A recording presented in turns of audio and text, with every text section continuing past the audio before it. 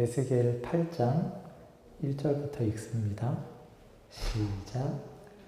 여섯째 해 여섯째 달 초닷새에 나는 집에 앉았고 유다의 장로들은 내 앞에 앉아 있는데 주 여호와의 권능이 거기에서 내게 내리기로 내가 보니 불 같은 형상이 있더라.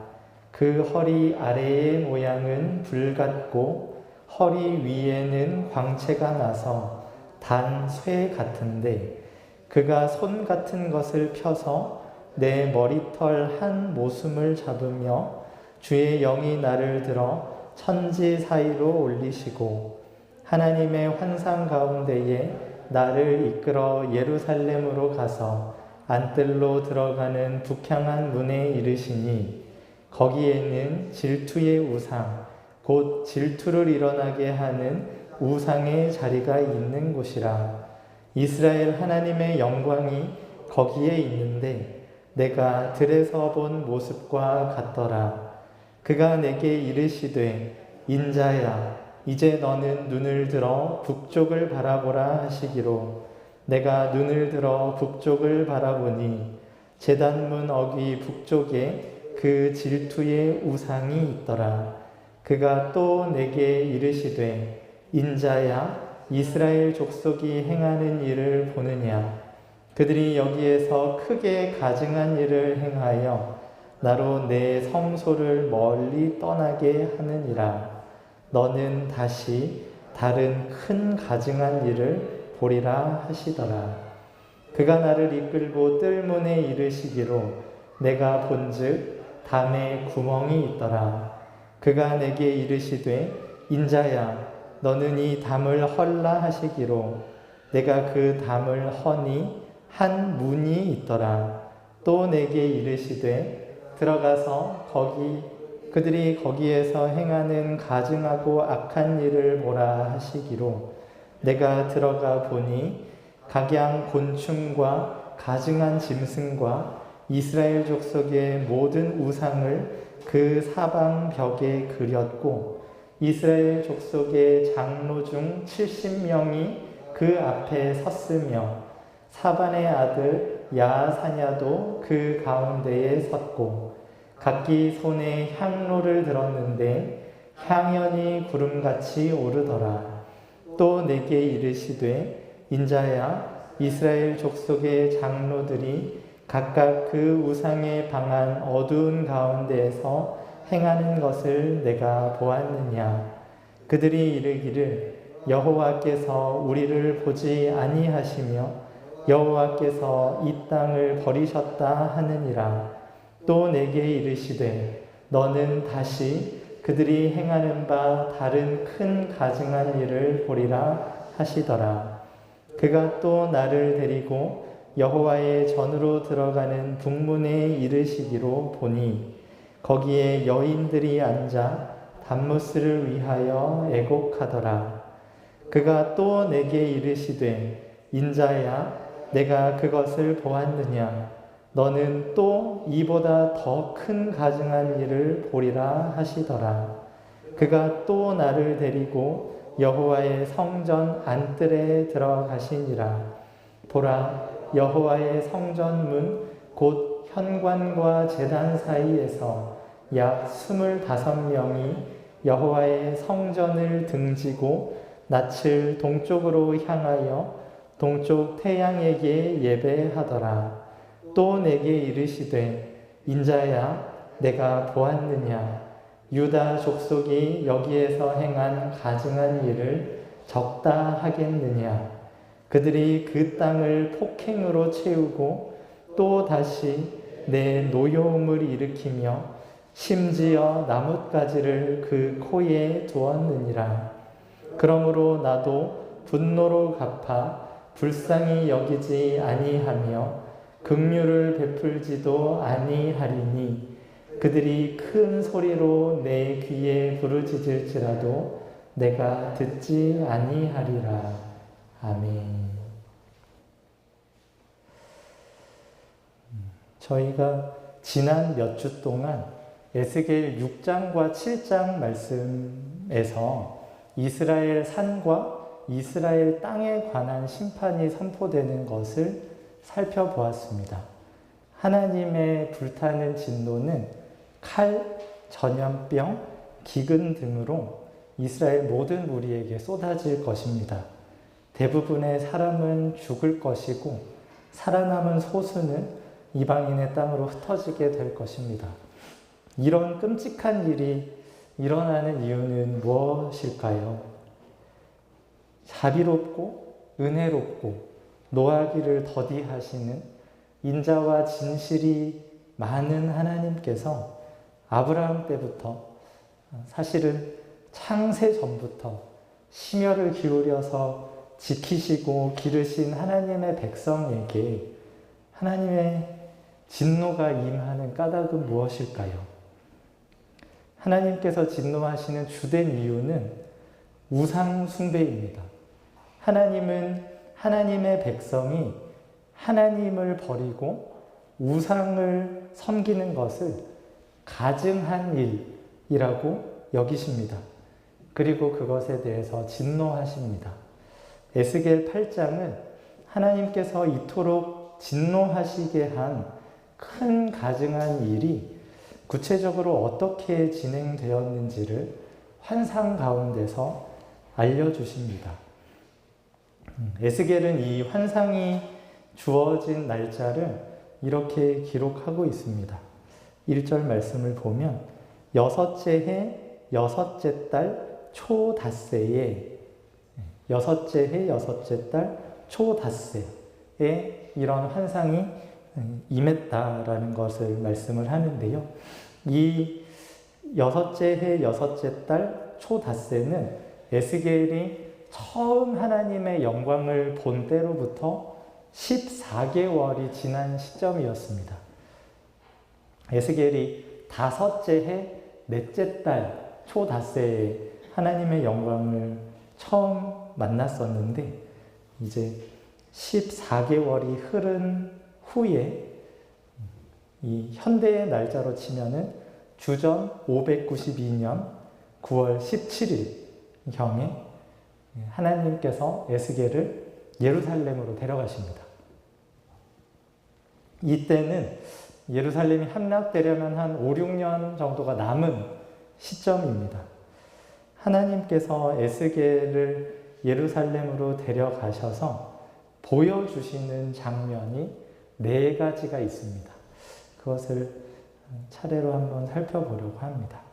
제일 먼저 보게 되는 것은 질투의 우상입니다.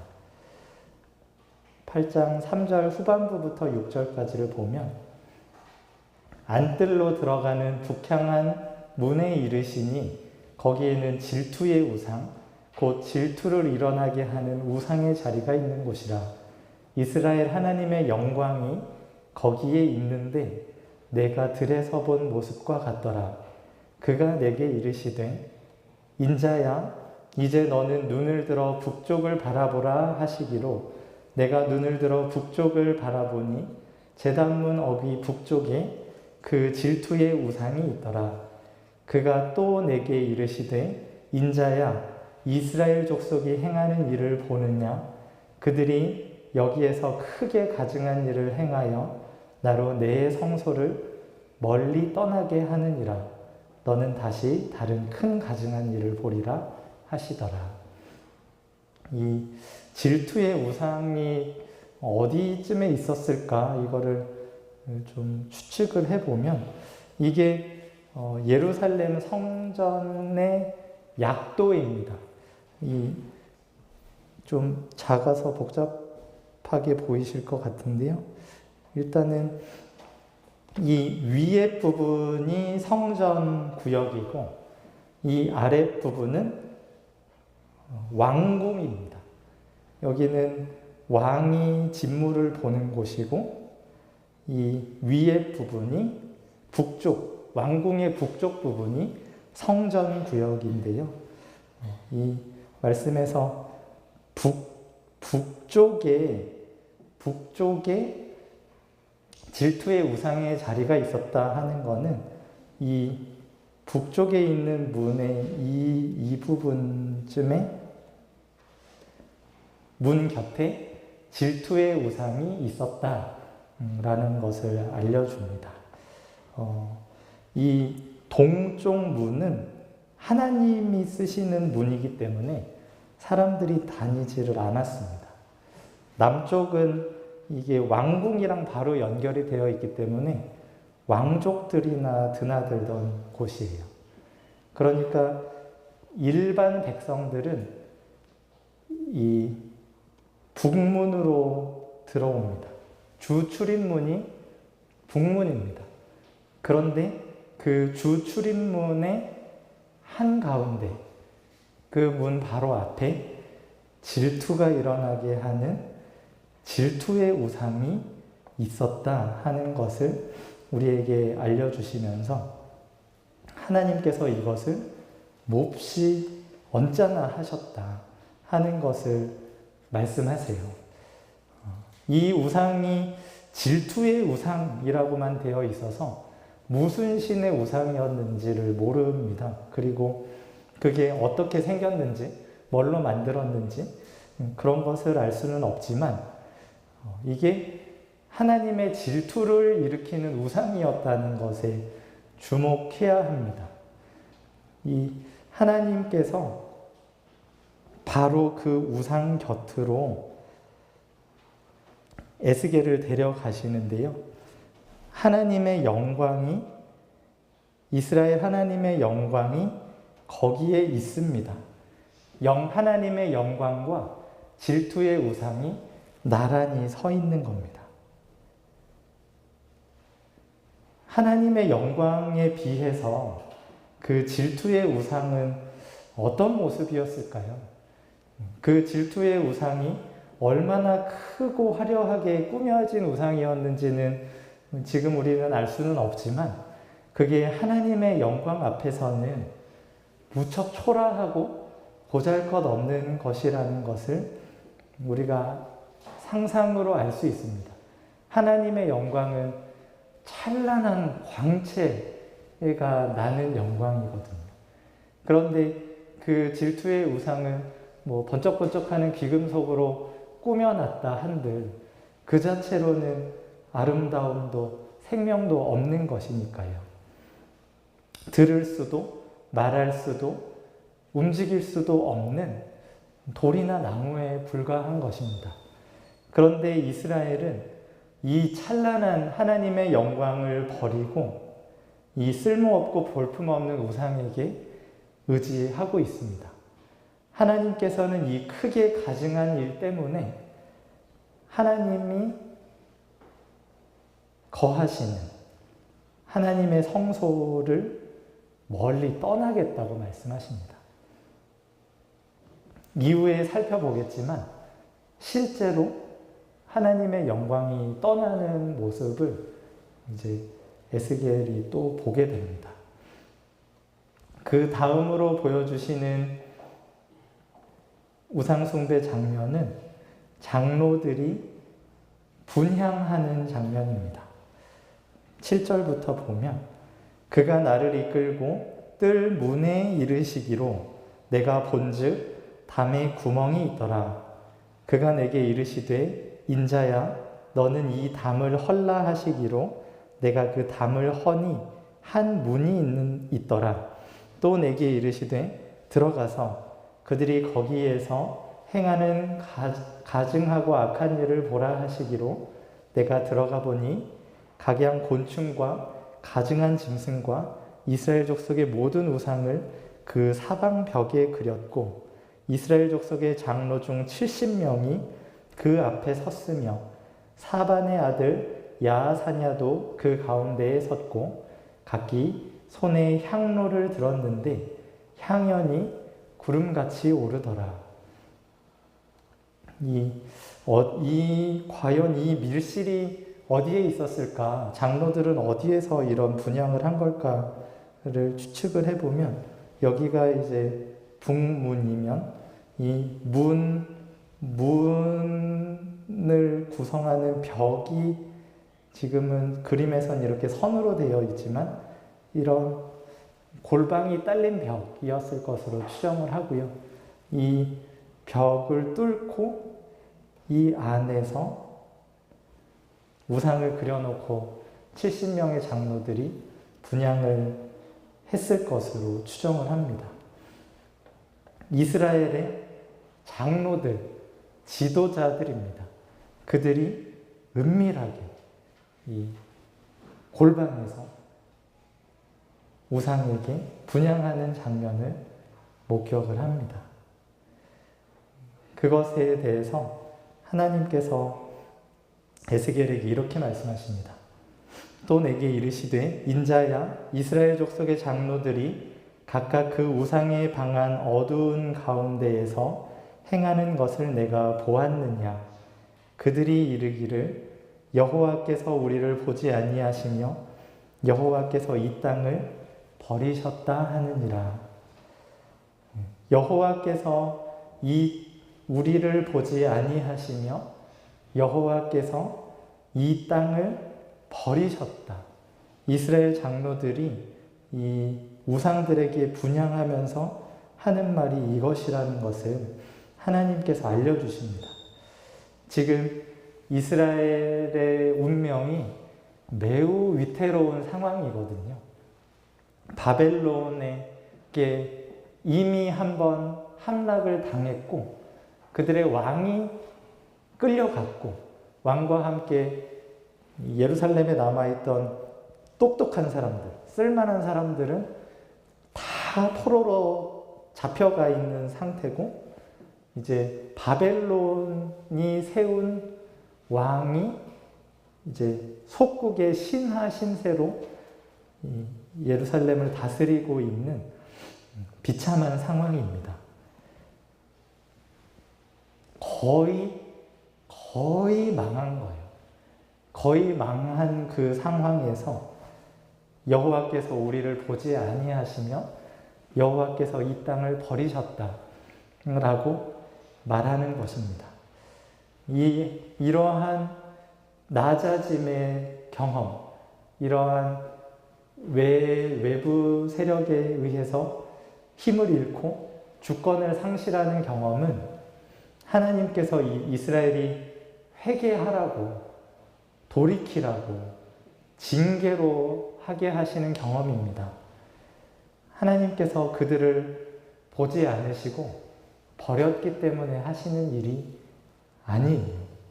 그런데 이스라엘의 장로들은 이 일이 자기들의 이 비참한 처지가 하나님께서 우리를 버리셨기 때문에, 하나님께서 우리를 보지 않으시기 때문에 이런 거다라고 생각을 했습니다. 그리고 하나님이 우리를 버리셨으면 하나님을 대신할 다른 거를 얼른 찾자 하는 마음으로 온갖 신들을 다 그려놓고 그 신들한테 분향을 하는 거죠. 이스라엘 장로들의 모습이 우리의 모습 같지 않습니까? 마치 하나님이 계시지 않는 것처럼 무슨 일을 만나든 다 내 힘으로, 내 지혜로 해결해야 하는 것처럼 살아가지 않으시나요? 내 힘으로 어떻게든 살아남아 보려고 돈을 모으고 내게 도움이 될 만한 인맥을 만들고 공부하고 운동하고 계획하고 그러다 염려하고 낙심하고 살아가는 것이 우리의 모습이죠. 제발 무언가가 나를 지켜주기를, 제발 무언가가 내 텅 빈 마음을 채워주기를 기대하면서 여기저기 다닙니다. 여호와께서 나를 보지 아니하시며 여호와께서 나를 버리셨다. 우리의 마음 깊은 곳에 심겨진 이 거짓말에 속아서 우리가 살고 있는 것을 아십니까? 실상은 내가 하나님을 보지 않고 내가 하나님을 버린 것입니다. 그렇기 때문에 하나님이 나를 보지 않고 버렸다는 거짓말에 대한 반응이 우상을 찾는 것입니다. 하나님을 경외하고 하나님을 구하는 사람이라면 여호와께서 너를 보지 아니하시고 여호와께서 너를 버리셨다, 이 말을 들을 때 탄식과 통곡이 나오기 마련입니다. 내 생명의 주인, 내 삶의 최고 가치인 하나님께서 나를 보지 않으시고 버리셨다는데 어떻게 태평하게 우상을 찾을 수 있습니까? 울며 부르짖어야죠. 제발 버리지 마시라고, 제발 살려달라고 금식하며 마음을 찢으며 머리털을 뜯어야 정상입니다. 그런데 그들이 이렇게 하지 않았다는 것은 이스라엘 장로들의 교만이 얼마나 깊은지를 알게 합니다. 여호와 없으면 뭐 우리가 죽냐? 여호와 말고도 좋은 신이 얼마나 많은데 다른 신에게서 우리의 안전과 만족을 얻어내면 되지? 하면서 우상을 섬기는 것입니다. 이것이 하나님을 떠난 모든 사람들의 모습입니다. 2500년 전에 이스라엘 장로들이나 오늘날 우리나 같은 마음으로 살아갑니다.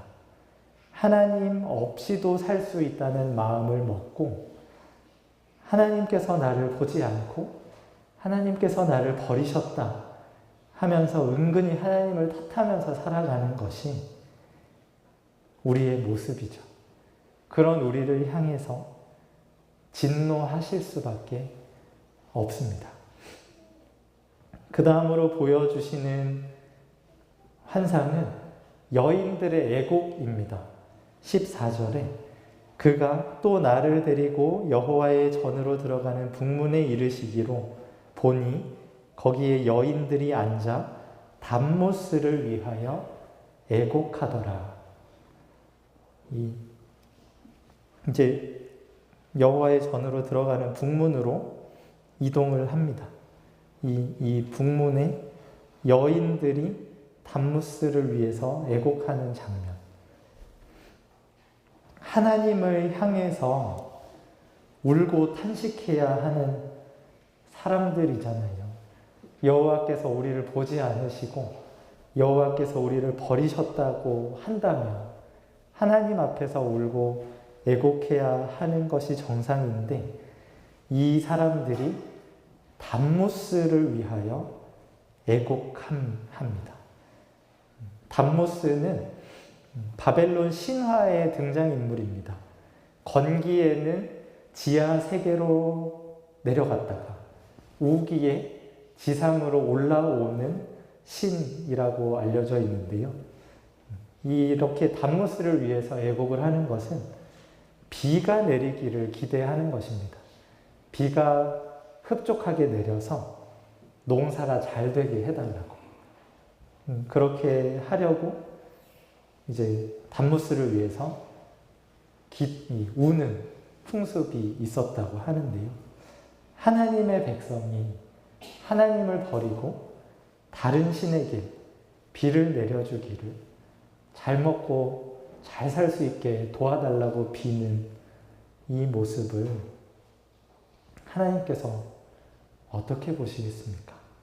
이른 비와 늦은 비를 적당한 때에 적당한 양으로 내려주시는 분은 하나님이십니다. 그런데 이스라엘이 하나님은 버리고 엉뚱한 신을 위해서 그들에게 허락된 눈물을 낭비하고 있습니다. 아무 소용이 없는 일에 온갖 힘을 쏟고 있는 것이죠. 마지막으로 보는 우상숭배 장면은 태양 예배입니다. 16절에 그가 또 나를 데리고 여호와의 성전 안뜰에 들어가시니라. 보라, 여호와의 성전문 곧 현관과 제단 사이에서 약 25명이 여호와의 성전을 등지고 낯을 동쪽으로 향하여 동쪽 태양에게 예배하더라. 여기 이 부분이 이제 성전의 지성소와 성소가 있는 부분이고 여기가 현관입니다. 그리고 여기가 제단인데요. 이 사이에서 약 25명 되는 사람들이 이 동쪽을 향해서 선 것이죠. 여호와가 계신 성전을 등지고 동쪽을 향해서 이 떠오르는 태양에게 예배하는 장면을 마지막으로 보여주세요. 태양이 이렇게 떠올라서 서쪽으로 지는 방향으로 사람들이 하나님의 성전을 등지고 태양에게 예배하고 있는 모습을 보여주십니다. 태양을 지으시고 운행하시는 하나님을 등지고 하나님께서 지으신 태양에게 예배하는 모습을 하나님께서 가만히 보실 수가 없으신 것입니다. 그래서 하나님께서 에스겔에게 이렇게 말씀하십니다. 17절, 18절에 또 내게 이르시되 인자야 내가 보았느냐 유다 족속이 여기에서 행한 가증한 일을 적다 하겠느냐 그들이 그 땅을 폭행으로 채우고 또다시 내 노여움을 일으키며 심지어 나뭇가지를 그 코에 두었느니라. 그러므로 나도 분노로 갚아 불쌍히 여기지 아니하며 긍휼을 베풀지도 아니하리니 그들이 큰 소리로 내 귀에 부르짖을지라도 내가 듣지 아니하리라.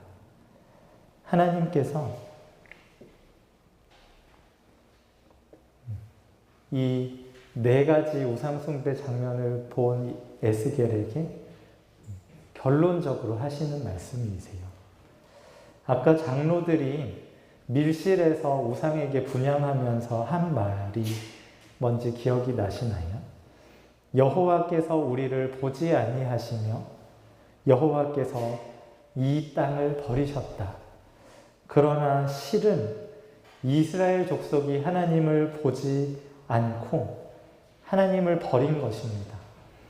이들에 대해서 하나님께서 분노로 갚겠다고 불쌍히 여기지 않고 긍휼히 여기지 않겠다고 선언하십니다. 그들이 큰 소리로 내 귀에 부르짖을지라도 내가 듣지 아니하리라. 하나님께서 자신들을 보지 않는다. 하나님께서 우리를 버리셨다 하면서 하나님을 보지 않고 하나님을 버린 이스라엘에게 하나님께서 그들의 말 그대로 행하겠다고 하십니다. 내가 너희를 불쌍히 여기지 않겠다. 내가 정말 너희를 보지 않을 것이고 너희가 아무리 부르짖어도 듣지 않을 것이고 내가 너희를 버릴 것이다. 라고 말씀하십니다. 하나님께서 이스라엘이 범하고 있는 우상 숭배 장면을 에스겔에게 이렇게 보여주신 이유는 무엇일까요? 하나님께서 이스라엘을 향해서 진노하시는 것이 마땅하다는 것을 생생하게 실감하게 하기 위함입니다. 이 4가지 우상 숭배 장면에서 우상 숭배의 주체가 누구였나요? 이스라엘 백성들이죠. 이스라엘 장로들이죠. 하나님께서 특별히 사랑하시고 아끼시고 기르신 사람들입니다. 땅의 다른 어떤 누구보다 하나님께서 편애하시고 하나님의 넘치는 사랑을 부어주신 그 사람들이 하나님을 등져버렸습니다. 하나님을 보지 않고 하나님의 음성을 듣지 않고 하나님을 버렸습니다. 그리고 이스라엘이 우상 숭배가 일어나고 있는 장소가 어디인가요? 여호와의 성전입니다. 다른 어디도 아니고 하나님께서 자기 이름을 두시고 자기 백성과 함께 하기 위해서 거하시는 곳에서 대낮에 버젓이 우상 숭배를 하고 있습니다. 이것은 마치 내 침실에서 내 배우자가 다른 이성과 사랑을 나누는 모습을 보는 것과 같습니다. 성전에서 이스라엘 백성이 자행하는 우상 숭배는 침실에서 내 배우자가 다른 이성과 사랑을 나누는 장면을 목격하는 것과 같은 분노를 일으키는 일입니다. 이스라엘이 성전에서 자행한 가증한 일들은 적다고 할 수 없는 것입니다. 그야말로 큰 가증한 일들입니다. 이들은 하나님의 언약 백성이기 때문입니다. 하나님께서 이 언약 백성이 불순종하도록 놔두시면 이 세상에는 소망이 없습니다. 어디를 가서도 하나님을 알아보고 하나님께로 돌아올 길이 없습니다. 그래서 하나님은 자신의 언약 백성이 이 가증한 일들을 더는 하지 못하도록, 더는 하고 싶지 않도록 징계하시는 것입니다. 오늘날 우리 역시 마찬가지입니다. 우리는 예수님께서 예수님의 피로 세우신 새 언약을 따라서 하나님의 자녀들로 부름받은 사람들입니다. 하나님의 성령이 우리 가운데 계시고 그렇기 때문에 우리는 하나님의 성전입니다. 그런데 어떻습니까? 우리 안에도 우상이 가득하지 않습니까? 여호와께서 나를 보지 아니하시며 여호와께서 나를 버리셨다는 거짓말에 속아서 하나님을 보지 않고 하나님을 버리고 하나님을 대신한 무언가에게 의지하고 있지요. 여러분에게 가장 소중한 것은 무엇인가요? 저것만 있으면 내 인생이 가치 있을 것 같다. 저것만 있으면 내 인생이 의미 있을 것 같다. 그런데 저게 없으면 내가 뭘 위해 살아가야 할지 모르겠어 하는 그 저것, 방금 말한 그 저것이 여러분에게는 무엇입니까? 사람마다 다 다릅니다. 보통은 돈, 건강, 가족, 재산, 명예, 권력 같은 거죠. 하나님이 아닌 것으로 내 인생의 가치와 의미를 얻어내려고 한다면 그것이 곧 우상입니다. 그리고 우리가 정직하게 우리 자신을 돌아보면 우리 안에 그런 것이 무수히 많다는 것을 발견하시게 될 겁니다. 하나님께서 우리에게 에스겔이 그 성전에서 일어나는 우상 숭배를 생생하게 본 것처럼 우리에게도 진리의 빛을 비추어 주시기를 간구해야겠습니다. 우리가 어떤 거짓말에 속고 있는지, 우리가 그 거짓말을 따라서 어떻게 하나님을 버리고 우상을 섬기고 있는지, 에스겔이 환상으로 세세하게, 생생하게 본 것처럼 우리 안에서, 우리의 삶에서 일어나고 있는 우상 숭배의 장면을 하나님께서 생생하게 보여주시기를 간구해야겠습니다. 하나님의 맹렬한 분노가 그냥 하는 말이 아니구나 하는 것을 우리가 그 장면을 목격하게 될 때 실감하게 될 것입니다. 하나님께서 가증히 여기시는 무수한 일들이 내 안에서 일어나고 있구나 하는 것이 인정이 되고 하나님의 분노가 현실로 다가오게 되면 우리를 대신해서 십자가에 달려 피 흘리신 예수님의 사랑이 분명한 사실로 느껴지게 될 것입니다. 이 사랑, 우리를 향해 쏟아 부어주시는, 아들의 생명을 내어주시는 이 사랑에 대한 지각 안에서만 우리의 이 굳은 마음, 우리의 이 어그러진 마음이 변화됩니다. 이 사랑을 받은 사람만이 오직 하나님만 있으면 내 인생이 가치 있고 의미 있는 것입니다 하는 고백을 할 수 있게 됩니다. 다른 어떤 것 없어도 하나님만 계시면 제 삶이 가치 있고 의미 있는 것입니다 고백할 수 있게 되고, 그 마음으로 하나님과 이웃을 사랑하고 섬길 수 있게 됩니다. 이 마음이 아니라면 하나님 아닌 무언가로 내 인생의 의미와 가치를 발견하고 그것에서 안전과 행복을 얻으려고 하면 우리 안에 평안이 없습니다.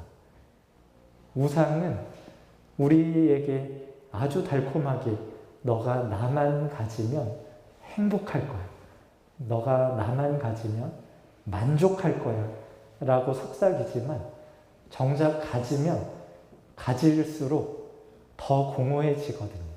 우상은 살아있는 하나님이 아니기 때문에 들을 수도 볼 수도 말할 수도 내 깊은 필요에 응답할 수도 없는 그저 돌덩이, 금덩이에 불과한 것이기 때문에 우상을 좇는 사람에게는 만족이 없습니다. 평안이 없습니다. 그리고 결국은 그 우상을 숭배하는 과정에서 반드시 피 흘리는 죄를 범하게 됩니다. 내가 이 우상을 가져야 하겠기에 내 옆에 있는 사람들의 화려한 장식들이 내 것이 되어야 된다는 생각을 하기 마련입니다. 그리고 그것으로 서로 싸우고 서로 시기하고 그러다가 삶이 망가지는 것입니다.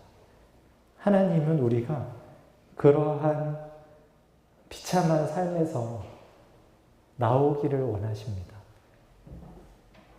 거기에서 나오게 하시려고 아들을 십자가에 내어주시고 예수님으로 너의 삶의 의미를 찾아라.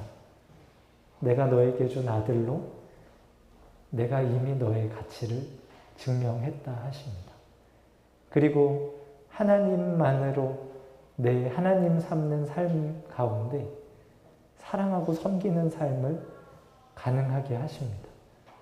가치와 의미가 확립되지 않은 사람들은 불안해서 남에게 무언가를 주기가 너무 어렵습니다. 자진해서 낮아지고 섬기는 일이 불가능합니다. 왜냐하면 그렇게 되는 순간 내 삶의 의미와 가치가 와르르 무너져 버릴 것 같거든요. 그러나 하나님으로 내 가치와 의미를 삼는 사람은, 하나님으로 만족하는 사람은 너그럽게 선을 행할 수 있습니다. 하나님께서 우리를 그러한 삶으로 부르고 계십니다. 그리고 그러한 삶을 우리에게 주시려고 지금 우리가 붙들고 있는 우상이 무엇인지를 밝히 보여주기를 원하십니다. 성령께서 에스겔이 본 것처럼 우리 안에서 일어나고 있는 우상 숭배들을 보여주기를 원하시고 그것을 버리고 하나님께 돌아오기를 간절히 기다리고 계시니 우리 그 하나님의 열망을 따라서 주님께로 나아갈 수 있는 성도들이 되기를 원합니다. 기도하겠습니다.